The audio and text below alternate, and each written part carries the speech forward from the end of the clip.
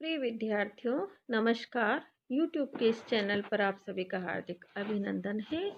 आज B part Sanskrit के paper second के अंतर्गत व्याकरण में कारक प्रकरण, जिसे कि विभक्त्यर्थ प्रकरण भी कहा गया है, उसके विषय में मैं कुछ आपको बताना चाहती हूँ। कारक प्रकरण या विभक्त्यर्थ प्रकरण 12 अंक का है और इसमें सूत्रों की साधारण व्याख्या भी पूछी जा सकती है या फिर कोई उदाहरण देखकर उसमें विभक्ति प्रयोग पूछा जा सकता है। तो दोनों ही तरह से प्रश्न एग्जाम में पूछे जा सकते हैं। सबसे पहले कारक शब्द का अर्थ जानना आवश्यक है। कारक हम किसे कहेंगे?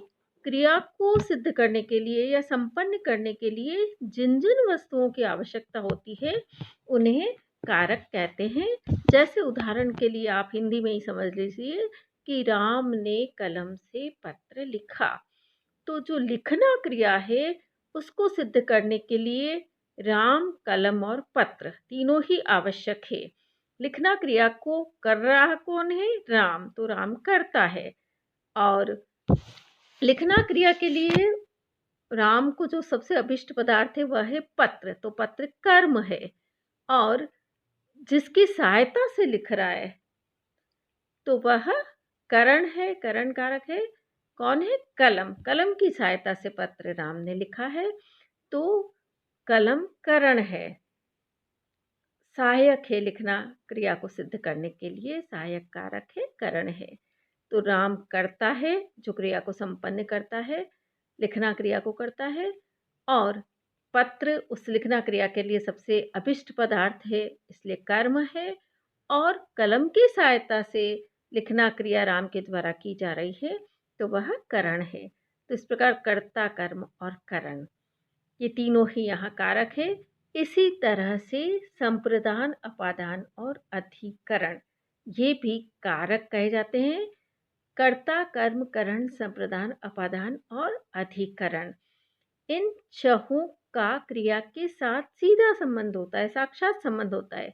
जबकि संबंध को कारक नहीं कहा गया है, क्योंकि संबंध का क्रिया के साथ साक्षात संबंध नहीं होता है।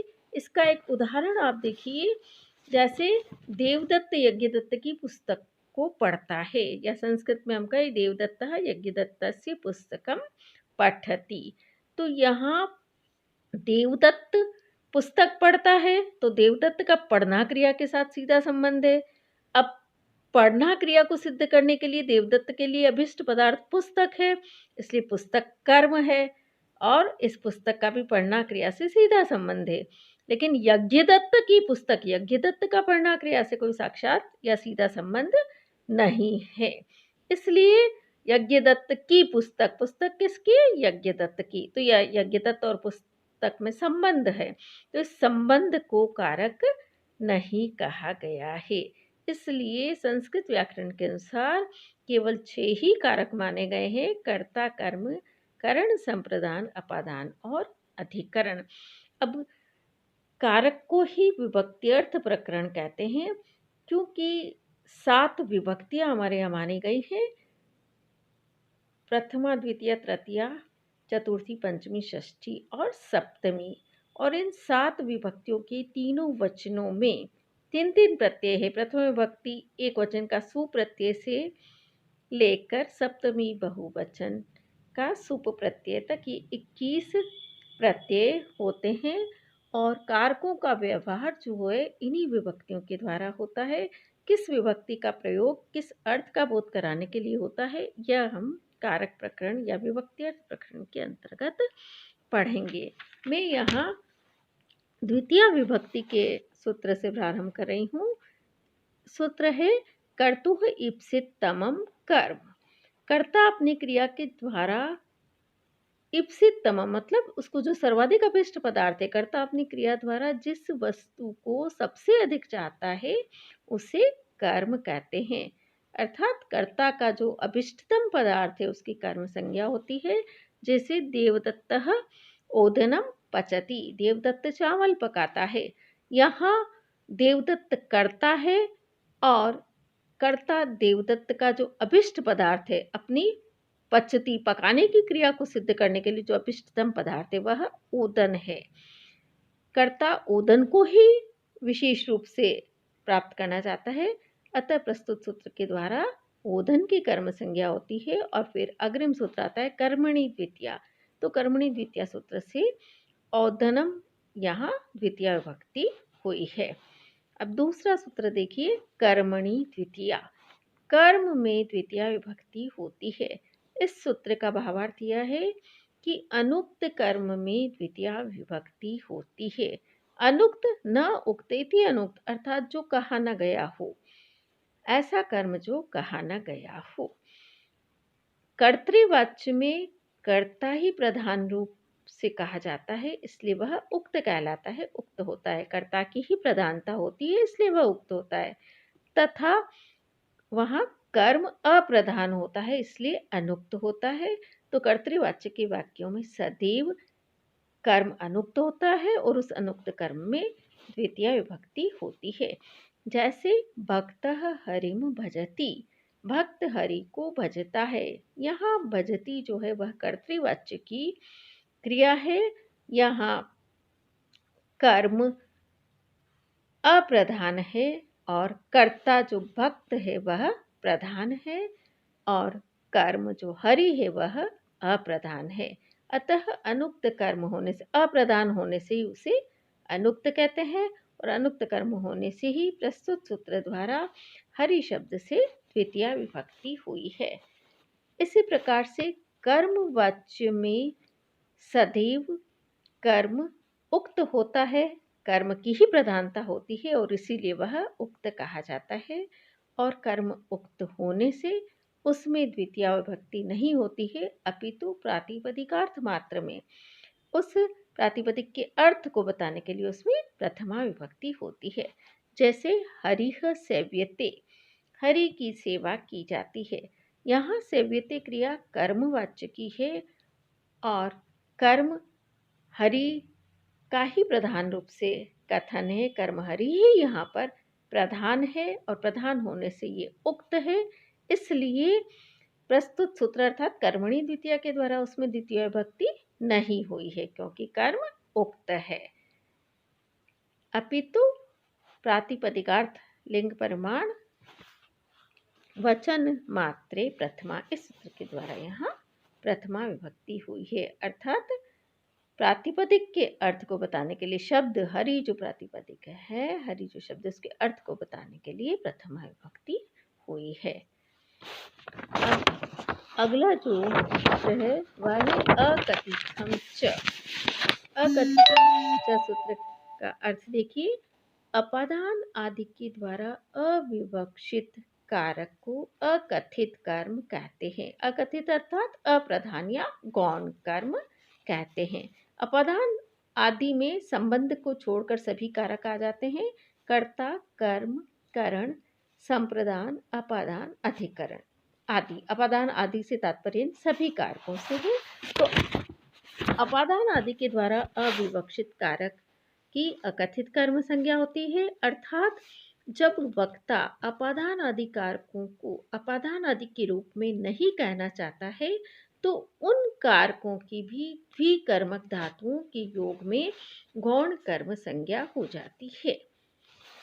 दूह, याच, पच, दंड, प्रच्छ, ची, ब्रू, शास, जी, मथ, मुश, नी, टी, कृश, वह। और इन धातुओं और इन धातुओं की जो समानार्थक धातुएं हैं, इन द्विकर्मक धातुओं के योग में अकथित कर्म संज्ञा होती है। उदाहरण से आप इसे समझिए, जैसे अजाम दुग्धम दोग्धी, बकरी से दूध दूहता है। यहाँ दूध प्रधान कर्म है, क्योंकि दोहना क्रिया के लिए कर्ता के लिए दूध ही सबसे अभिष्टतम पदार्थ है, इसलिए वह कर्म है और उसमें द्वितीया विभक्ति हुई है दुग्धम।